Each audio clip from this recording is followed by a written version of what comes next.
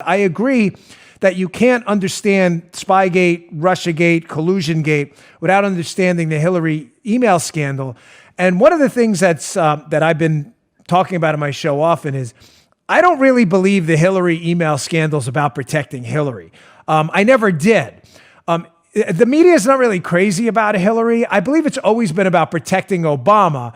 And therefore, they have to protect Hillary. And the reason is Obama was one of the people emailing Hillary Clinton.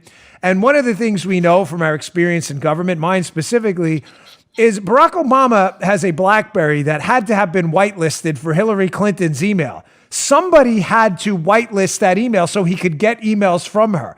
I want to know who on the staff, Obama's staff, said it was okay for Barack Obama to email a Clinton dot whatever email and not a State Department .us or whatever it is email. Somebody had to say, Barack Obama's high-level staff, it's okay for you, the President of the United States, to email Hillary on her private server. There's no way around it.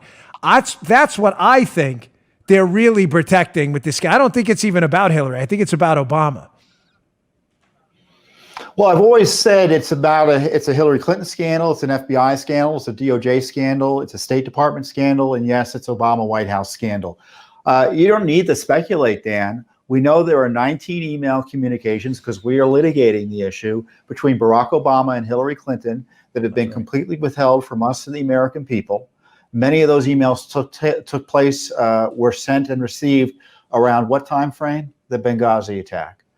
Secondly, Judicial Watch recently obtained through discovery evidence that the Obama White House counsel's office directed the State Department to lie about Hillary Clinton's emails to a requester who was looking for her emails.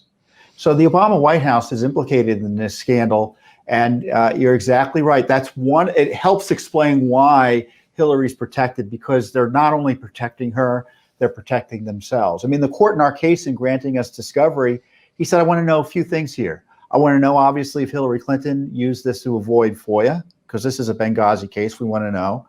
I want to know if the Justice Department and the State Department engaged in misconduct with the court here in trying to shut this case down before they told us about the emails. He wants to know if the emails are out there elsewhere. And fourthly, he wants to know, again, if Benghazi is one of the reasons they didn't want this information coming out. He's on to them. He's excoriating not the Justice Department of Obama, but this Justice Department that's still playing games in this area. I could go into detail after detail about the gamesmanship here, but your listeners would be outraged to learn not only are they going to court to protect Hillary, but they're colluding with her lawyers against Judicial Watch in this litigation. I mean, we're not just facing the Justice Department and State Department. They're on the same side as Hillary. I mean, it's like they have a joint defense agreement. We're talking to Tom. Why the president gets frustrated, because I'm sure he knows about stuff like this. He just can't believe it either. No, I can only imagine what an outsider like President Trump coming into this inefficient government morass of swamp rats, what he must be thinking when he's sitting in these rooms. It's got to be astonishing. We're talking to Tom Fitton. He is at Tom Fitton on Twitter, TOMFITTON. Please follow Tom. His videos are great. Judicialwatch.org as well. And his book is Clean House. So, Tom, one other thing on the Hillary investigation. I didn't plan on asking a lot of questions on this, but your organization, you're fascinating. You're a library of knowledge on it. And if you don't recall the details on this, that's fine. Because I'm kind of wishy-washy on it too. But one of the things I always found fascinating about this is I believe the Obama administration never claimed executive privilege on those emails. And again, if you don't remember the details, I'm kind of fuzzy on them too, but if I remember correctly, they didn't do that, because if they did that, they would have had a claim that the emails had classified information. So they did some kind of like presidential end around. Do you remember this? Because I'm just thinking of that as we talk about Obama and Hillary.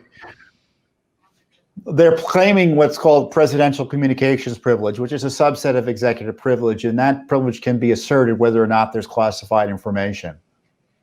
Okay. So I thought communications between the president and his close advisors is covered by executive privilege generally. I don't know if it's covered here, because usually, go ahead. Yeah, they didn't want to admit there was classified information. I specifically remember something about this on my show I covered a while ago.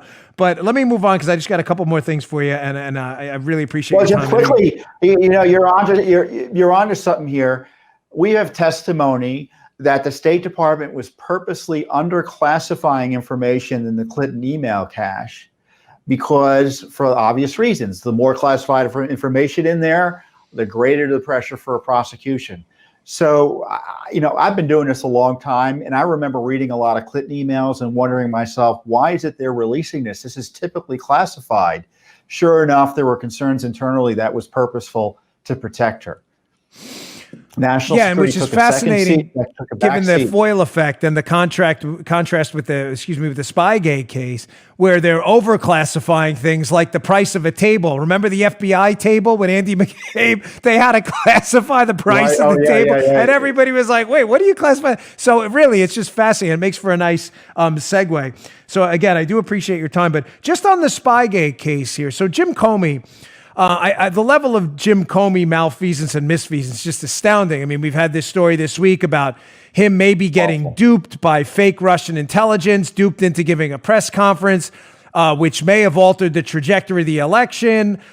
This is obviously a story nobody wants out there. As I covered on my show this week, I don't even think the Trump team wants it out there, because nobody wants the story out there that Jim Comey's press conference may have altered the election. I don't believe it did. I mean, Hillary Clinton couldn't find Wisconsin.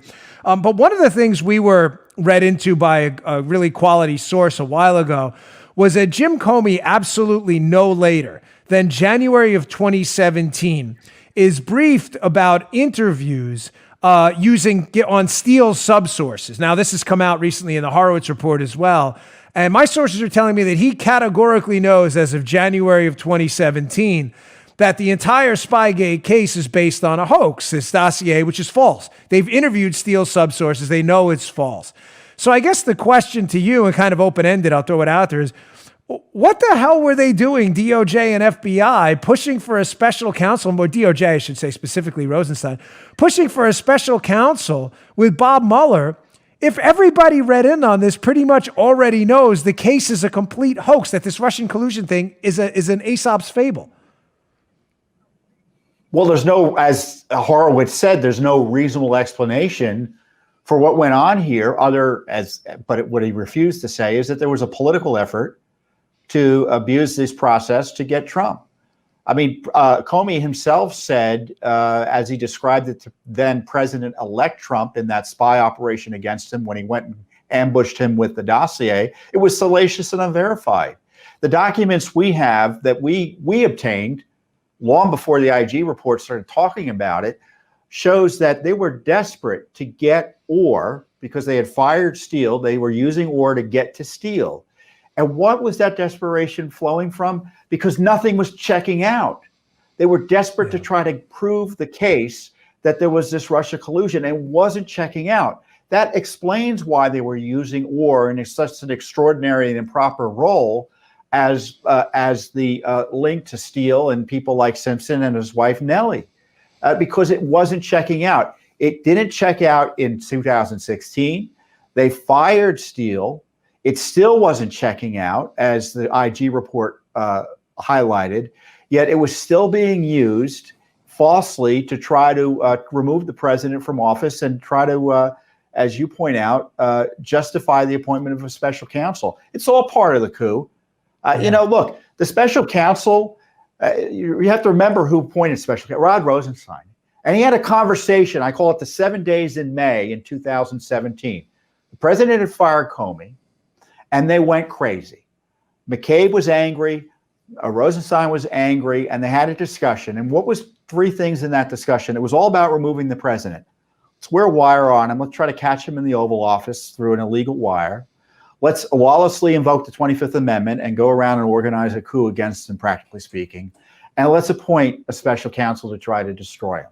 They didn't say it like that, but that was the context. Now, of those three things, what happened? The special counsel was appointed.